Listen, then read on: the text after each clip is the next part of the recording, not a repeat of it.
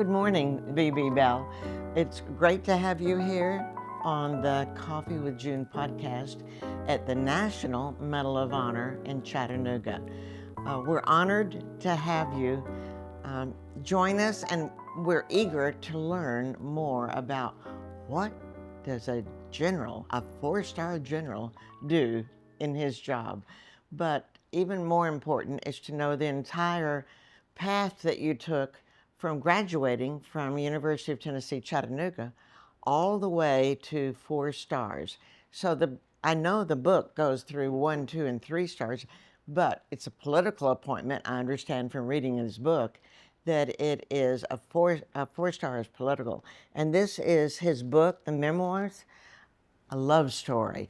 And believe me, it is a love story. A love story not only for his country and patriotism, but for a beautiful wife, Katie. And we'll learn much more about her. So welcome to the podcast, General Bell. Thank you, June. I'm thrilled to be here. I love your coffee cup. I'm disappointed that I don't have my coffee cup over. I got a coffee cup that says Coffee with June. So all you folks listening, Coffee with June, but she's also advertising this great National Medal of Honor Heritage Center, and so am I. So we are really thrilled. I am to be here, not to talk about a book so much, but to maybe talk about this Heritage Center. Y'all come on down. Come on down. He does sound like a good old Tennessee boy, doesn't he? I am, at least in my mind. Well, one of the most exciting things that I read about in his book was when he was selected to go through Ranger School. Now, I think that making it through Ranger School, when less than half make it, graduate, and those that do graduate, many of them want the tattoo logo. In fact, I have the logo here. We sell these. Oh, you have a Ranger tab. These tabs are sold here at the Medal of Honor Center in our bookstore. We have books, including his book, that is here at the Medal of Honor. So please, you had many defining moments in your career. Can you name 1 or 2 of them that were turning points or major events for you? Yeah, thank you. There were a bunch, obviously. Seriously, the name of the book is Memoirs of a Nondescript 4-Star General, and that is true. Nobody's ever heard of me, and after this podcast, they probably never will again, which is exactly the way our nation is supposed to run. You're not supposed to know your generals. When you know your generals and admirals, there's been something bad happen. And while I was involved in a lot of bad stuff, perhaps, the leadership of that bad stuff was not me. So I just kind of moved through the system as a nondescript officer and was very fortunate to be promoted until I made it to the 4-star rank. So that was phenomenal and still hard to believe. Signal points in that process, absolutely the first one was and remains today Ranger School. I did not go to all the other Army schools, but I went to that one. By the way, I was told to go. I wouldn't say it was selection. It was like, you're going there. Because I had accepted fundamentally a regular Army appointment versus a reserve appointment through ROTC. And when you do that, the Army wants a little more of your time, and they want to train you in a way that they believe regular Army officers ought to be trained. Indeed, the standards for a regular Army officer were similar, if not identical, to those of our military academy. And so they had to rise me up a bit. It was an extremely difficult course and something that gave me insights into the capabilities of human nature. I won't go into any more of that. Certainly the other part was before I entered the military, and that's when I married my bride of 54 years, Katie. There is a teacher fellowship program here at the Heritage Center named after her. You may discuss that later, I don't know. Wonderful woman of enormous power and excellence. She's not nondescript in the United States Army. If you were to walk on an Army post today and say, who knows General B.B. Bell, everybody would sit there and look dumbfounded. They wouldn't have an idea what you're talking about. If you said, who knows Katie Bell, there would be people there, even today, over a decade after I retired, that says, oh, yes, she was one of the greatest heroes in the history of the world. So it's true. So certainly marrying Katie. And then the last one would be serving with General Norman Schwarzkopf, H. Norman Schwarzkopf, which he liked to be called, for 3 years as his executive officer at United States Central Command and signally during Desert Shield and Desert Storm. And by the way, executive officer for your audience in this case doesn't mean the number 2 guy in CENTCOM. I was not. It really means an executive assistant, executive secretary, whatever you want to call it, horse holder as it's known, and a gatekeeper. So perhaps we can discuss that. But those 3 things were signal: marrying Katie, going to Ranger School, and then working for Norman Schwarzkopf. In the book, your memoirs, you mentioned several times your faith. Tell us how your faith saw you through, as well as Katie seeing you through those years. 39 years you were in the Army. Whoa. Yeah, stunningly, I was on active duty for 39 consecutive years. Still hard to believe today. My faith was powerful during my military service. It grew, it matured. I think as I saw more and more battlefields and complexities therein, it became more attenuated, if I could use that term. When you participate in events where you see mass destruction of human beings for no reason, genocide, and the results of that lying before you, you have to sit down and say something other than this is just human nature.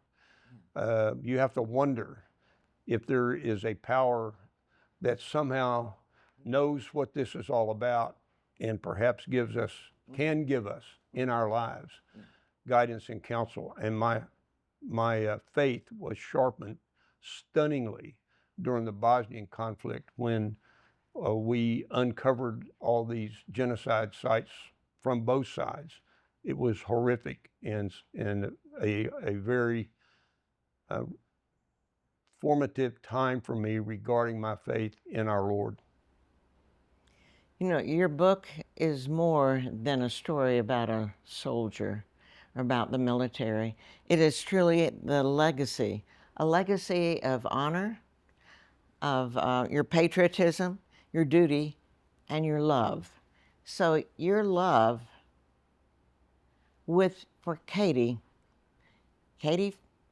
Fields Bell. Katie, I met and was, in truth, a very admirable person.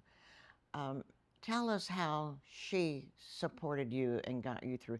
You know, military families are so important to someone in the military. In fact, I would say any wife or husband of a military person should read this book. I'd given anything if I had read this book, especially the appendix, that offers so much advice and all the acronyms that I didn't understand. Some of them I didn't understand until I read your book. So I would advise it to be a study for a spouse to look through it. It is truly well done in that it's informative as well as entertaining. So please tell us more about Katie and her contribution to your career. I'm thrilled that you asked that, quite frankly. By the way, acronyms are intended to confuse people not in the military, but who are not in the military, so you'll never know what we're doing. You're right about Katie. Let me do it just a teensy bit more broadly, and then I'll talk about Katie. This book is stunningly and amazingly not about me. Little old B.B. Bell from Oak Ridge, Tennessee, and I mean that with every breath of my body. I'm just a regular guy from a little old town near Knoxville who went through an ROTC program, who was just like every other student on campus. I had strengths and weaknesses, I still do, and lots of them. And somehow I ended up in an ROTC program, which is a whole nother story, and waylaid on the way, as the poem goes. This book is about, I might have been the carrier pigeon for the book, but the book is about other people. I tried to tell their stories. When Katie passed away 2.5 years ago, I committed to writing this book so that I might be able to capture a legacy for her. Yeah. Because she never took credit for anything, nothing. But she earned credit for everything, not in my life, that also, but in the lives of families and soldiers and service members, Air Force, Navy, Marine Corps, across the globe, on all the continents, during every war you ever heard of. She was a nightingale for people to rally around. I called her she had a Pied Piper leadership style. She was not dogmatic. She didn't order people around using my rank. No. She simply led by example, and she loved the people. A very special lady, and like I said, still famous in the military today, in my view. This book is about other people. It's about Katie and her legacy, for certain. She is laced throughout this book, and her contributions to families, to the volunteer military, to our nation, and I hope it properly recognizes her for those things. It's also about other men and women who are real heroes. It doesn't say much about these two men, but it's about Gus Williams and George Edwards. I'm not going to tell you much more about them, except please read about Gus and George in my book. These are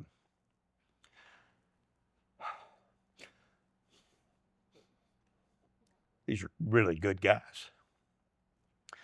It's about my parents and people's parents all over the world, parents here in America. It's about parents in Bosnia. It's about parents in Iraq, parents in Afghanistan. Everybody wants to raise their kids and love their kids and have their kids be successful, irrespective of their religion or their culture or whatever. And it's so disrupted and destroyed by war and conflict. It's about leadership. I tried over the years to learn something about leadership, and there are great books about leadership, June, that have been written by many, many great scholars and authors, and many of them military. You can just read military history about some of our great leaders, George Washington, Ulysses S. Grant, Robert E. Lee, whomever, and learn whatever you need. But in the end, everybody has their own slant on leadership. So I gave my slant in here too, my 8 first principles of leadership. And they're not in the books. They amplify perhaps what's in the books, and they might come at some of these principles from a little bit different angle. But I tried to explain the development of these 8 principles over 39 years, and then I included them in some detail in the annex so that perhaps a reader could take them aboard if they chose to. And so those are the things that are about. It's certainly about Katie. It's about men and women who selflessly served, and I just use my life to talk about them. It's about, how generals are made and selected. I thought I'd tell that story. You don't really read that. How does this really work? Well, Yeah. if you can't figure it out from reading my book, I'm surprised the Pentagon let me print it because I told all the not classified secrets, but all the secrets of how this stuff works. And then it's about leadership. And then I'm in there somewhere. Don't worry about me, but worry about these other things. Wow. You were commander in Europe. You from Germany, Iraq, Afghanistan, the Balkans. You were a commander in all of this business over there in far away from home. Tell us what a commander of in Europe or of the Allied forces, what is that about? What do you do? Yeah. You command. Well, you do. You have to accept responsibility for an organization. I was the commander of the United States Army Europe. I was also the commander of the NATO ground forces in Europe. And as such, initially the NATO headquarters in Afghanistan, the NATO headquarters, not the U.S. headquarters, but the NATO headquarters in Kabul, and manning it and running it and whatever. And so during that period of time, I had to deal with 26 NATO countries at the time. There are more now. And foes of NATO to a degree. Indeed, I was given the mission of cultivating relationships with all those NATO countries, and I tried to do that. It was stunningly busy because getting around to 26 countries is not the easiest thing, but we tried to do that and made friends in all the capitals. Katie was stunningly important in that because she could, she had a special way with foreign leaders that I thought was very effective to promulgate, help us promulgate the theory of democracy and Western ideals.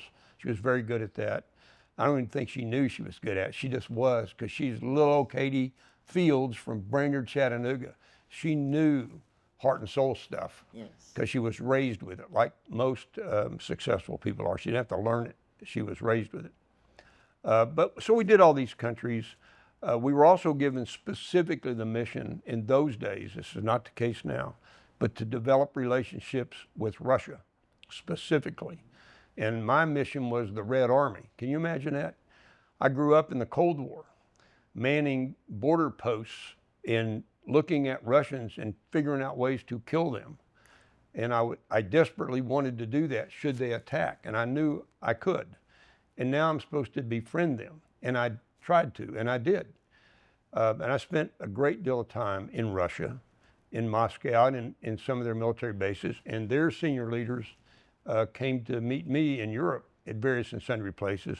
Indeed, I had the honor of putting the chief of the Red Army in an M1 Abrams tank to put fear into his heart once he saw a brief glimpse of some of our technology, all approved by the Pentagon before I did it.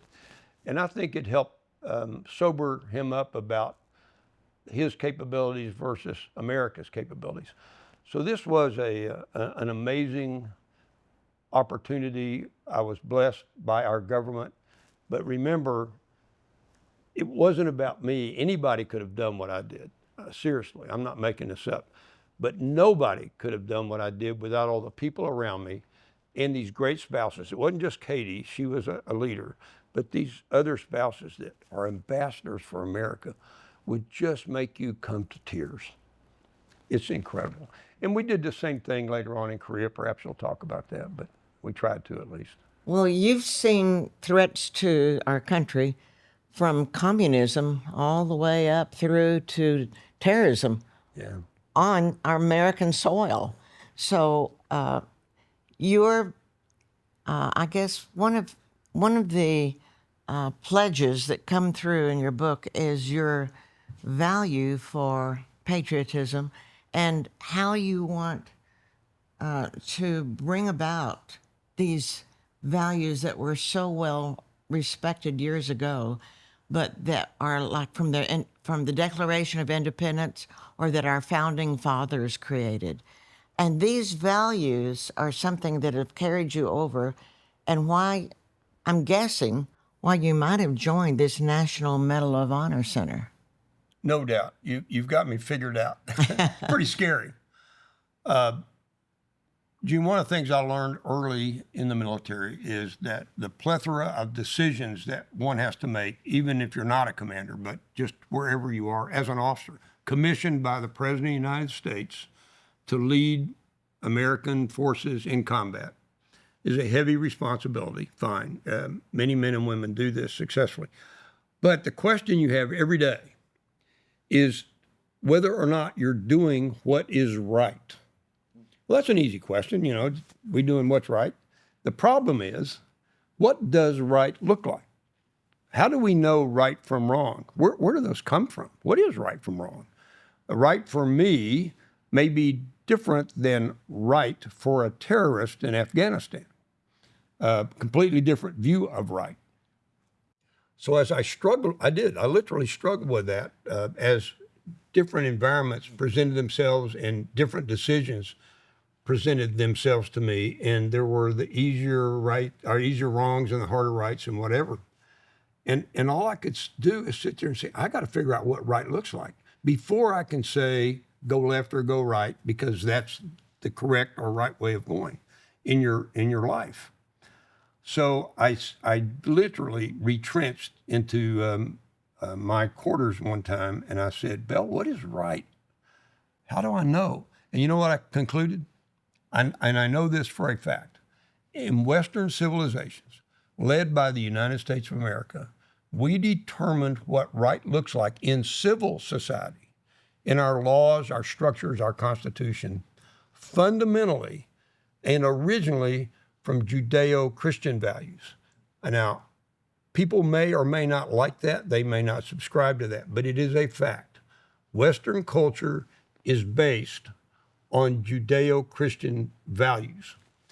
And so then Bell had to go back and figure out what Judeo-Christian values were, and there they were, and it strengthened my faith. They're all in the Old Testament, and they're amplified in the New Testament of our Christian Bible. And certainly in the Old Testament for the Jewish religion, and frankly, in other religious documents from Islam and whatever, that have many and espouse many of the same values, not necessarily implemented the same way. But I ended up writing them down so that I could look at them. They started with the 10 Commandments. I'm just simple, Mount Sinai and Moses. These are not trite issues, and they're not fully spiritual. They bleed over in our civil society. Once you know what right looks like, then you can say, what I'm doing today is right or wrong. And one should always do the harder right. Last point on this, and I'll shut up. I got into a habit, and I was a captain at the time in Korea, serving along the DMZ with a bunch of tanks, where I met Gus Williams, by the way, which I got a little emotional about a minute ago. Great American. I would look in some mirror each day, whether it was a rearview mirror on in those days, a Jeep, now it's a Humvee, or whether it was just some can that had a glossy surface, somewhere I could kind of see my face. Try to do it in the light, but at night I could do it in a little hooch or whatever. And I said to myself, did I do what was right today? If the answer was yes, I would say, okay, keep doing that. Do that tomorrow. If the answer was maybe, I would analyze real quick, okay, where's the maybe here and why did I get into maybe? And if the answer was no, I had a serious, I apologized to whomever is offended, come to Jesus meeting with myself and tried to correct my path. I learned that technique throughout my life. I do it today. Ask myself, did I do what was right today? Is crucial to my application of understanding what right and wrong are and always doing what's right. I don't ever go to bed without looking in something and asking myself a question. Do I know what right looks like, and did I do it today? And yes, all those values are laid out in my book, or in the book. It's not about me, it's about those kinds of things. Right there. There it is, his book, the book, and it is a true love story. So this pathway you took with values of what's right has led you here to the National Medal of Honor Center, and you're the chairman of the board of Advisors. Yes, and with that, you work with all these presentations about Medal of Honor recipients. One of them was my husband, Dick Scobee, who has a Space Medal of Honor, and that was given over to the Medal of Honor Center from my daughter, Kathy Scobee Fulgham, and our son, General Rich Scobee. And those two youngsters are very proud to have their father's Medal of Honor hang here, as are any of the family members of all the others. But this space also has a special meaning to you because we have an education center you are so kind to teachers when we host a special teacher events. You're very kind. You go on field trips with them. You sponsored meals for them. You do all kinds of great things. And as a result, Miranda, our director of the education program, has created the Katie Bell, what the Katie Bell Education Center, It's a fellowship program the fellowship for program teachers, for teachers. Okay. using the moniker of Katie's name. Go ahead, please. No, well, yes, and so with why would someone why should someone come here to see what is it here that they can see? Why do we want to invite people from all over the country to their National Medal of Honor? Why is this the National Medal of Honor Center? What a wonderful question. I'm going to take about 4 hours to go through this. No, I'm not. I promise. Our kids are in a difficult position in America today.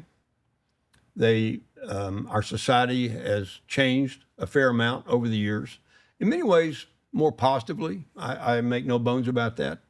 In many ways, it's much more complicated now than it ever was, and in some ways, perhaps not as strong as it may have been in the past. One of those components is the strength of the family unit, which in the old days, you're looking at the old days here, brought values to the youngsters, inculcated those in the youngsters effectively, and sent them out to the world with those deeply embedded in their psyche. That has been disrupted a bit in America. And so the burden of helping our youngsters understand, yes, indeed, what right looks like, now falls not just to parents and single parents, where it is so difficult because a single parent almost always has to work, and the kids are almost always in some institutional framework, daycare center, if you want to call it that, my words. But helping young people learn what right looks like has become much more complicated than when my mom and dad taught me what right looked like. I didn't really understand it till I ended up in the Army, but they started the process. So it dawned on me in exploring the Medal of Honor Heritage Center when it was being formed that this place was attempting to add a component to the ability of America to help parents or kids work on understanding what right looks like and inculcating positive, progressive, good, strong, moral values in their fabric.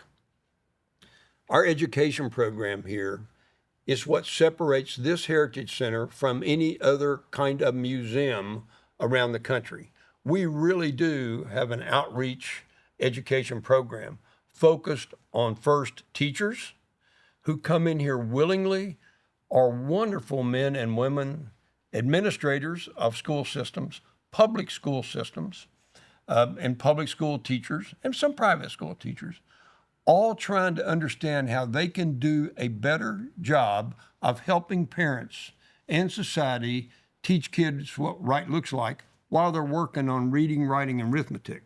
I am very encouraged by our teacher education program, which is headed up by this fellowship program that we run here, which is an outreach program. They come here and we go there, that the teachers just rave about. I can't tell you how many dozens and dozens and dozens of critiques I have read about their experiences here. It's an almost year-long process. When a teacher becomes a fellow, they're in and out of here all year long doing stuff. Teachers are crucial. We have a stunningly effective kids program, field trips from their school. Instead of just going to Chickamauga Battlefield or your great Challenger Center, they come here for half a day, and they are introduced to the characteristics associated with our nation's Medal of Honor, the 6 characteristics like citizenship and courage and sacrifice. I won't belabor them. They're in the book, and they're all over this place. And all of a sudden the kids you can see them get it. Instead of what the gang may be telling them, they start thinking, what our educators are telling them. And it directly relates to heroism on the battlefield, but that's not the purpose. We're not trying to make warriors here. We're trying to make good people here. So our education program brings thousands and thousands of kids on field trips here throughout the year, throughout the school year, to learn about these characteristics, associate them with heroism on the battlefield, and then inculcate them in their own lives directly. No teacher involved. It goes from the battlefield, not in a fighting way, but in a characteristic way, into their hearts and souls, I hope. I believe it does. Yeah. That's two.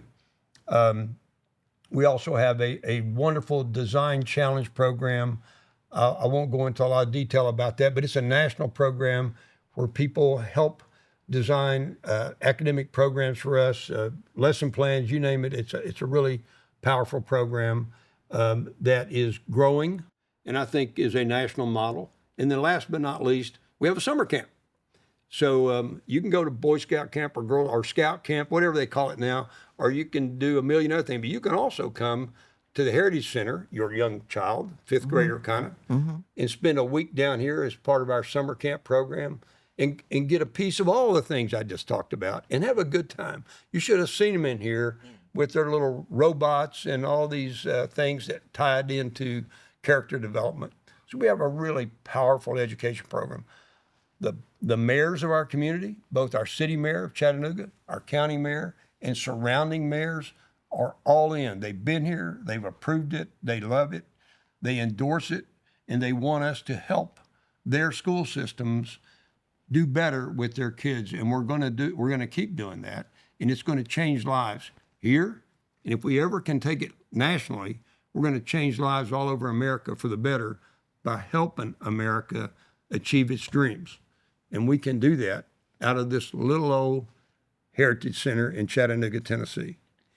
Sorry it took so long. No, we are known as the National Medal of Honor.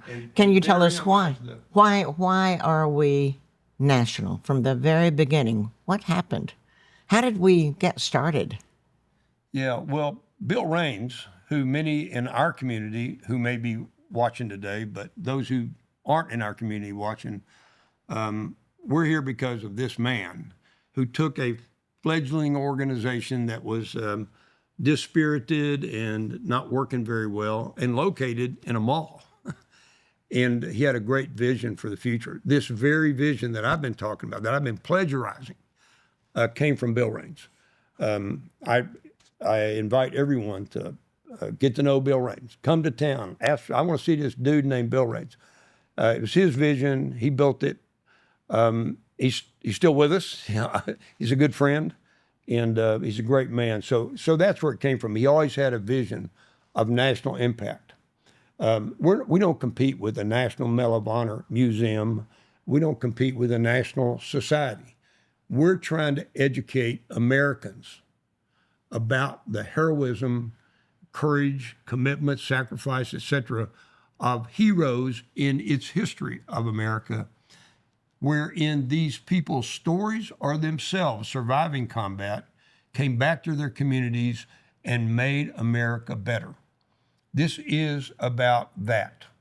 We use as a carrier pigeon our heritage because the first Medal of Honor was awarded in 1863 to a young private from Ohio in the Federal Army for his bravery, his commitment, his sacrifice as part of Andrews Raiders and the great locomotive chase, which began north of here with infiltration to Atlanta, stealing a train called the General and driving it back to Chattanooga to tear up Confederate tracks and lines of logistics in hopes of allowing the Federal Army to capture Chattanooga. It didn't work out too well tactically, but strategically, once the American population of the federal side of our Civil War understood that the federal forces had raided Atlanta, stole one of their Confederate trains, and brought it back to Chattanooga, it changed morale forever in the Northern Army and in the citizens of the North, and everybody started joining the Army. It was exactly like Doolittle's raid at the front end of World War II, right after Pearl Harbor, when we bombed Tokyo off an aircraft carrier. Brilliant. Didn't do much damage. A couple of bombs fell around the rail yards and whatever. But for America, it told Japan, your days are numbered. We can strike you today and just wait until tomorrow. So many would argue the war ended after Doolittle dropped his bombs on Tokyo that were tactically ineffective, but strategically powerful. This is our heritage here in Chattanooga, the first Medal of Honor, Andrews Raid. Yes. And we want to expand that heritage across America. It's not about Chattanooga. It's about the values and characteristics of Americans extolled by these men in combat, and one woman, Mary Walker. Mary Walker, a great doctor who was awarded as a civilian the Medal of Honor. And we have a great display about her courage and commitment and sacrifice on the battlefield. She was even captured by the Confederates for a while, and she fixed all them too as a surgeon. Yeah. So she would fix anybody anywhere. She's an unbelievable woman. We want this program all over America. And to the extent that Americans can help us here at the Heritage Center, we would like them to try to do that, and we won't let them down. Well, especially any youngsters watching this podcast should come visit this center, Heritage Center, because they can see a real horse. They can see a locomotive. They can see a helicopter hanging. They can see an airborne ranger coming out of the clouds on They can see a spaceman. and astronaut Scobee. You got it. Yeah. So now you can all understand why this book that can be bought here at the Medal of Honor Center, why it's subtitled A Love Story.